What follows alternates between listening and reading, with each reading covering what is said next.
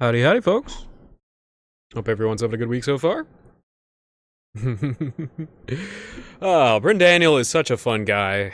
I think he's figured out the secret through his immense struggles that if you love something enough, it actually gets ahead of causality, which is actually lagging a little bit behind actuality, like causality, like us reckoning with stuff and then coming to terms with it. You actually become one with the flow of consciousness. You in your flow state, as people call it. That is the Tao in the Eastern sense, but the flow state, which has been subsumed by so many hippies, but actually does have application in things like the arts, and has for a long time, since before the Renaissance, since before the Enlightenment. The Enlightenment was trash, by the way, and the Renaissance was like a Venetian scheme to slowly pry a lot of Christians up out of their perfectly fine society with perfectly beautiful art and music, and to slowly replace things like I found out that we're not even allowed to do bravado in the Gregorian traditional chants because bravado is injected, and it's hard for me not to do bravado. Like, bravado is very built into my musical structure. It is more about you. It's very hard to get everybody to match bravado perfectly, even though I've studied bravado and like what the perfect tempo for the bravado is per note, because it varies depending on what note it is. And it's more solid and reliable and trusty and actually integral when nobody's doing bravado, whereas bravado allows you to cheat, and in the operatic sense, it like elevates you above the music, and that's not the point. Right? It's where you get stars. You get the individual movie star elevated above the hold on, let me just close this real quick. Above the music and the art itself. And that was the death of art. That was the subsumation of art into a egocentric, low aura, low energy mill, where it could just pump out a whole bunch of stuff because it had Ryan Reynolds attached to it. Ah, gosh, man. Well, I don't think there's a single actor that I've instinctively hated more than Ryan Reynolds. And not just because I love Deadpool, and what he did with Deadpool was disgraceful and pathetic and sad and a far cry from the beautiful humor in those comic books. But just because he's an insufferable face, he's an insufferable character, and he's attached to so many insufferable things, he thinks himself some form of great destroyer of those who came before him. He is like a radioactive mutant downgrade of the stock that came before him. It is what it is.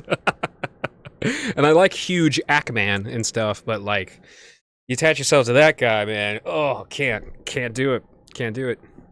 Been in the dirt all day. You can see I got dirt all around my ankles that I need to clean up soon, but I cleaned up my hands for y'all. I'm not a bum. Well, feels good. Feels good. I hope it rains soon, because once you're in the dirt, once you're messing with the dirt, once you're prying stuff up, I did no mow, no weed March, which allows for all the bugs to incubate and then, rejoin the ecosystem. And then you pull stuff up afterwards. It increases transvaporation incredibly when you start pulling stuff up and tilling the ground like that. You got to plant stuff really quickly, or it has to rain. And what causes things like mudslides, which has affected North Carolina after the hurricanes, is the fact that people pulled out like prairie grass that has roots this long or more, and they replace it with crops that have roots like this long. And like, it just knocks them over, and then the ground underneath them starts to move, and then the ground underneath that starts to move, and it all sloughs off and buries other crops, etc., etc. So it's like, I am thinking about all of my environmentalism and my ecology from a pragmatic, long-term, successful, strategic angle. I am not trying to chain myself to a tree. I am not trying to go to war over, factory farmed pigs and cows and chickens, which do have terrible lives, but also have negative side effects as to the health of human beings. So, especially when you inject them with a bunch of hormones, which is why nobody wants to buy our meat, straight up. Sorry, that's just what it is. It's not that our meat is strong, it's that our meat is weak. All right, let's get into the episode. But yeah, Brent Daniel, he became an actual player on the board. He's an active player. He's a good one to pay attention to if you want to stay up on the ball, because he's up on the ball. And he takes great labors and pains to do so, and he's a great guy. And he genuinely makes my heart warmer for observing him and integrating him into my life. And that's that. It used to be that way with Null, but I can 1000% tell that when Null got monetized, when he was no longer debanked, the spirit of climbing the Mount Everest just immediately died, and he became a sea slug.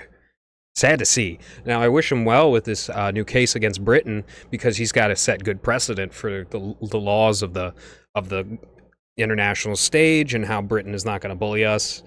It's been, like he said, like, it's been 240 years and you lost, and you haven't relitigated, and you won't relitigate through this. And that's just like, all right, respect. But the man needs pressure. A lot of us do really good in pressure. In fact, most of us do good in pressure. The people who don't do good in pressure are people who are like disabled, who already have a tremendous amount of pressure on them constantly. And if they're allowed to like live, then they produce a tremendous amount of cool stuff. 1000%, they're some of the best among us. If they're not swallowed up by pain and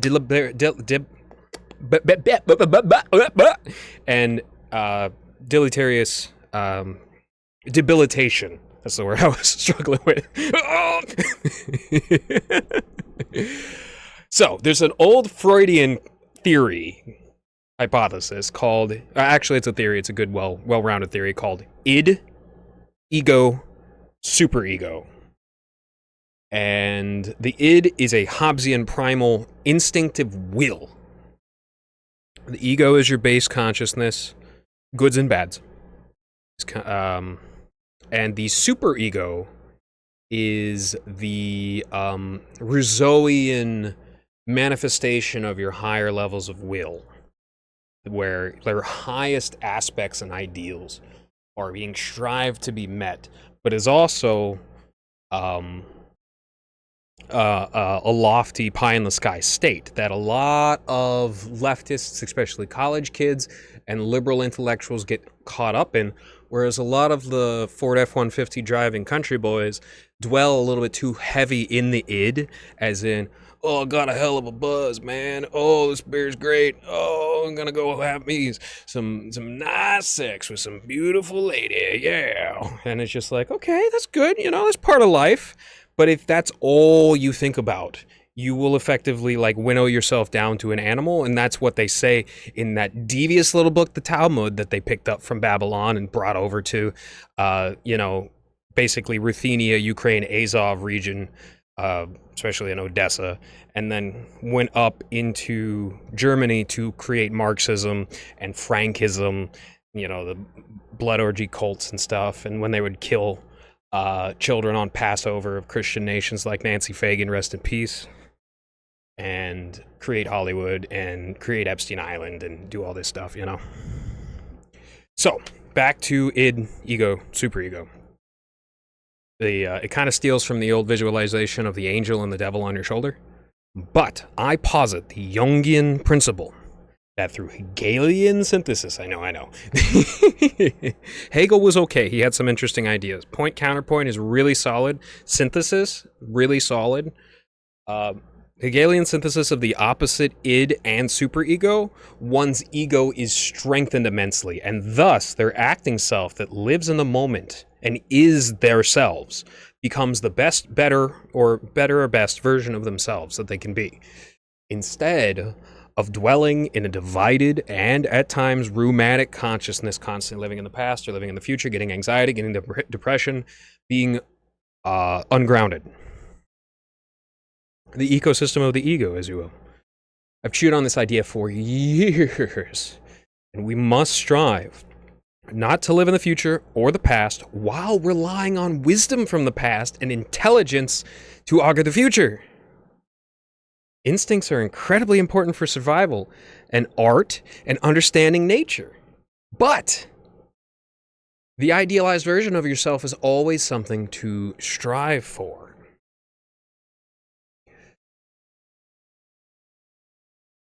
Each momentary action can help bring us closer to a better future. So you have to also recognize the failures of your pasts, not get too caught up in auguring the future, but keep it in a scope.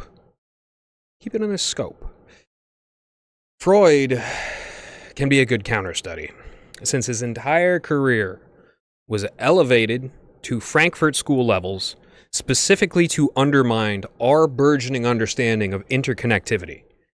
Jung knew he's the one you should spend time on. But Freud literally said Jung was trying to kill him when they disagreed. And he like slumped and had a fainting attack and said, "You're trying to kill me! Oh!" Oh. I gotta beat that Seth Rogen laugh out of my chest, you know. I'd rather steal Brendan's. It is kind of funny though. I'm highly suspicious of this Zoomer, Moomer, Sumer, Gen Alpha generational divides. I'm suspicious that they are contiguous with the Fukuyama end of history hypothesis, which is a weak hypothesis. Where, and this is where it comes from science fiction, and it aligns with a lot of stuff that we're dealing with right now, where history would count down to Gen Z, and that was supposed to be the end, and we'd all merge into the Zizian techno-singularity, which is just a purely autistic 2D flat Earth style thought. But that never happened. So one can assume that the generational divides that have counted down to Z and then, oh, we gotta go back another generation, we gotta wait another entire alphabet, is completely arbitrary and completely stupid. Hopefully the internet melding people's consciousness together will break that apart, because the only people that are still like a separate generation are boomers and Gen X. Gen X, who unfortunately got the hardest and fastest brunt of sex, drugs, rock and roll, like injected into them. They never had a chance. They never had a choice. They were born in it, molded by it. They didn't see, kindness until after 9/11, when people were shocked into it. Like well after 9/11, because we spent a large period of time as an entire country hating this phantasmagorical enemy that we couldn't see and couldn't touch, and it took us a very, very long time to break up out of that. And a lot of the boomers that decided to break with that ideal of sex, drugs, rock and roll, social manipulation from Zionist gangs and the people that killed Kennedy and the people that undermined the Vatican, and then participated in the global heroin trade and started wars all over the place during the Cold War and the hot wars after 9/11, and destroyed our security state and started training our police. Well, created our security state as a anti-security state, essentially. That a lot of them broke away, but a lot of them were also, in making those better decisions, died earlier. They died heroes. There's a few boomers that are still good, kind of floating around there, and that's one of the reasons why you're not touching Social Security. That's not happening. Some of the best people in our country that have produced the most for a good America are reliant on Social Security, and that's not going anywhere. You're not going to rob people of Social Security so that you can boost your cryptocurrency levels. It's not happening. Not happening. No. N-O. Everybody knows this, that cryptocurrency is a Ponzi scheme. Stop projecting. Find at least an honest argument to present to people before you come to the table. Otherwise, get the hell out of here. Anyways. God bless those boomers. And God bless the 30% of Gen X that actually broke away from that stuff and said, nope, I will maintain traditional values. I will maintain my national values. From the left, I will maintain traditional values. From the right, I will maintain national values. And instead of choosing a side between Democrats and Republicans and becoming psychotic and dwelling in this 2D diametric, that they instead just chose to live in the real world, like a lot of people are going to be forced to, thanks to good old Trump. He's going to bring us back to the point where instead of dwelling in this fake world, this, as you will, matrix, that Andrew Tate is a staunch warrior. He's a staunch one of those clone warriors for the Matrix. To break away and live in real life. I think it's funny how Tolkien would get pissed at people assuming the orcs were black people, and Tolkien was like, no, you fools! They are German! I may be racist, but you people make me sick! It's fascinating how most online white supremacists are in India, Brazil, Mexico, and the Philippines. There's actually studies on this.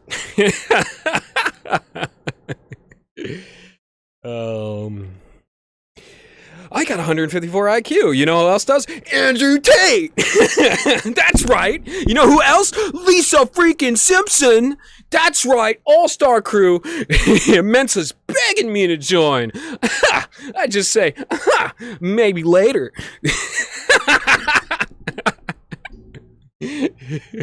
It's called a bear market because everybody talking about it. This is unbearable.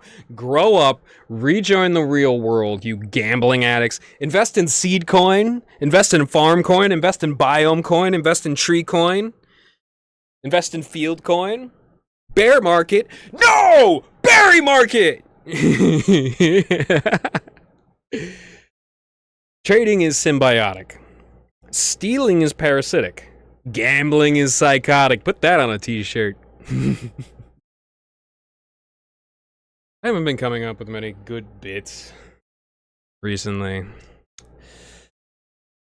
Or deep cut thoughts. And I want to come up with a lot of those for my episodes and condense things so I'm not just wandering around in 20, 30 minutes wasting your time. You know, I am genuinely concerned with not wasting your time. I'm genuinely concerned with trying to be as inspiring for your thoughts as possible instead of just venting on the... That's not what I try to cut out as much of that as possible. But these next couple of weeks are going to be very, very difficult. I'm going to try my best to upload every single day, but if I need to take a day off, and I'll definitely need to take a day off on Good Friday and on Easter Sunday, maybe on Saturday too, because I'm going to be chanting at midnight for the vigil. And Good Friday, for respect, I'm going to completely and utterly take the entire day off of doing everything and spend the entire day praying, because that's exactly what Good Friday is supposed to be about. Or it's about, well, essentially it's when the peace agreement between Britain and Ireland was signed. And so, like, it's very important. Like, a crazy thing to think about, like, the Jacobins in Scotland and Ireland and John Connolly and the Marxists is just like, they tried so hard to destroy Ireland with communism, and Ireland said no, no, no. And so what they ended up doing was trying to destroy it with neoliberalism, and Ireland said no. And so what they do is, you see this in Hollywood, they'll replace everybody with red hair for the last 10 years has been replaced with somebody of African descent. And that's not on the black people. That's on the directors, you know? And I've always wondered why that is. And what it is pretty simple. They're trying to delete my beautiful Celtic people and just pretend that they never existed to begin with. And that's exactly why you see Germans claiming that there's only ever been, neo-Nazis claiming that there's only ever been Germans, which is what something real Germans probably wouldn't be about. Real German patriots probably wouldn't be about that. So, liberals crying over lack of access to cheap blood diamonds is exactly why nobody likes them. No cap. That is not a joke. That is some real stuff right there. Lesotho's not giving us cheap diamonds!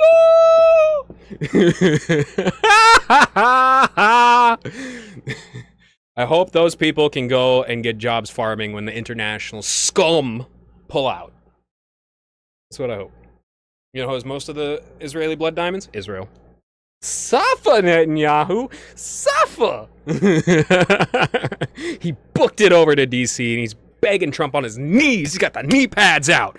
Begging Trump to course correct. Well, it's Passover. It's Passover. And I might eat these words in a week or two, but hey, I'm enjoying it now. I'm living for the moment. You know, I'll be living for the moment. You know, I like to swim in that little ocean over there. Hey, it's Kodak. Hey, it's me, Kodak. I am over the moon about this. I really, really am. I have prayed for this for so long. I fight violent anarchists and pseudo-nationalist capitalists all the same. Especially in my old Facebook Ted Kaczynski group I was in, where I was like the number 3 or number 2 most important person there. As in, I would stay so active and on point that I would eventually end up having those metrics. I would fight with anarchists all the time. But this is the sort of thing I was praying for at the end of the day. And you know what? All the contradictions of America, the contractions, excuse me, of America's global tendrils will put many of my enemies' arguments to rest. Israel doesn't get a Passover. It's fantastic. You can feel it in the air, the terror of the evil ones. Ooh, as it retracts, as they retract their confidence, as they go, uh-oh, I didn't expect this. I was hoping for it, baby. Oh, yeah. I can envision American ingenuity regenerating, less plastic pollution from cutting down on ethylene and plastic junk coming into our country. You think it's cheap? The long-term expense of buying all this crap that breaks down quickly is desolation for your progeny. You're not going to be passing down Temu garbage to your grandkids. And if you don't care, and you think they can just pull themselves up a fence post or a skyscraper by their bootstraps, screw you, buddy. Go to Dubai. Have fun. Go live as a fourth-class citizen in Dubai. I don't care. I really hope the Trump admin starts going after biker gangs. Canadian Hells Angels control the entire meth trade in Montreal. We don't have nearly as much, mostly due to the concerted effort to crack down through the Reaganite policing. But you will see it's regenerating through the Israeli policing. As I said, the number 2 export behind pedophilia, no, probably the number 1 export of Israel into our country is illicit drugs like MDMA. And I'm not joking about that. That is well studied. And people like, what was his name? I'm sorry. He was a guy from Vice. He's a chemist, and I listened to his podcast. And for the life of me, I can't remember his name at the moment. He just released an episode about, mushroom usage in ancient people, and I just can't remember his name off the top of my head. He's like 99% good, but through listening to dozens and dozens of hours of him, I eventually picked up the fact that, Alexander Shulgin, the CIA, they are distributing LSD, they're distributing DOM, they're distributing a variety of gangs. They distribute them through music groups. And that's where EDM mostly got its push and why the music is so bad, but it's still huge. And biker gangs. And that's why biker gangs are so crappy, and you wonder where these people are getting their money from. They're drug dealers. Most of them. Not saying old grandpa, with an American flag patch on his back is I'll look twice for I will look twice for Gramps, okay? But bikers in general are kind of scum. And that's why they act the way that they act, because they're scum. Simple as. The drugs pass hands between our subdued bikers and their insane freaks, which also a lot of drug trading directly happens between Israel and Florida. It really got started during the opiate crisis, which hit Florida 10 times harder than the second most affected state, and really, really hit us hard. Miami is absolute evil, and that cancer is growing, and that cancer is going into Atlanta, and that cancer is Atlanta is team up between Miami business and LA art. And it is already, we're basically in my area, synthesis of Daytona and Miami. And it didn't used to be. It used to be NASA. It used to be Patrick Air Force Base. It used to be good people, scientists, intelligent people. And I had family that lived up in Daytona, and it didn't used to be as crazy as it is now. And what it is basically a bunch of gambling addicts and gambling executives like Randy Fine getting themselves up into the government and stuff. And, they got fentanyl flowing everywhere nowadays. And the reason why is because they created a market for opiate addiction by prescribing opiates to everybody. And not just that, they got meth everywhere, they got MDMA everywhere, they got all sorts of crazy stuff everywhere. They don't have a lot of psychedelics. I think one of the reasons that California was saved from a lot of their more negative stuff that happened is due to the fact that they're big on shrooms and stuff like that. That's just a theory, I don't know. There does seem to be a hierarchy, a tier list of drugs, and their negative effects and their positive effects. But Miami is absolutely evil and the cancer is growing. And the most evil part of all of this is the selective profiling Israel trains cops to do since 9/11 that ignores the real problem and then creates huge wars between races that Zionists then tack into to scoop up minority support, which is also incidentally where that retard BLP kosher came from. But more importantly, way more importantly, is where the Chicago drill and the murder capital and Jew capital of the country came from. It's no joke. It's no joke. Our black people would be perfectly fine and less crime-ridden if it wasn't for Jewish finance. And I don't even care if I get black people upset with me. I don't care if I get Jewish people upset with me because it's true. You know. At the end of the day, like I'm not testing the winds of fate or anything, but I haven't gotten one strike because likely everything that I say can be proved in a court of law.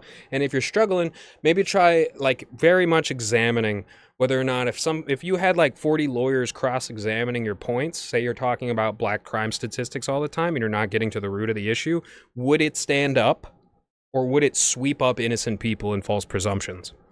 Something to think about. That's exactly the metric that they use to manipulate our police into destroying, undermining our own country, and there's more drugs than ever, and there's more violence than ever. And, you know, off that topic a bit, it's crystal clear that nothing Elon did actually helped Trump. It was just pay to play from a rich loser. And I'm glad Trump, who is genuinely impressive spiritually and pragmatically, realizes that. And it looks like Elon got even more Botox recently. Enjoy your long-term side effects. Apartheid fish ban. All right, y'all. Leave you off on that note. Take care. Cheers.